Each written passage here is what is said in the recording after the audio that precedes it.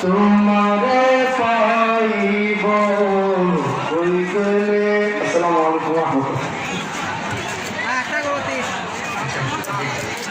अस्सलामु अलैकुम रहमतुल्लाह।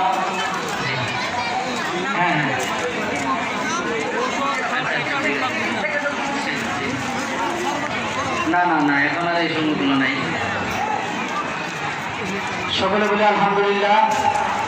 আল্লাহ পাক আমাদেরকে মুর্শিদ কেবলার দরবারে এসে রোজা আদায় করে ইফতার করে জামাত সহকারে নামাজ আদায় করার তৌফিক দান করেছে। সকলে বলে আলহামদুলিল্লাহ।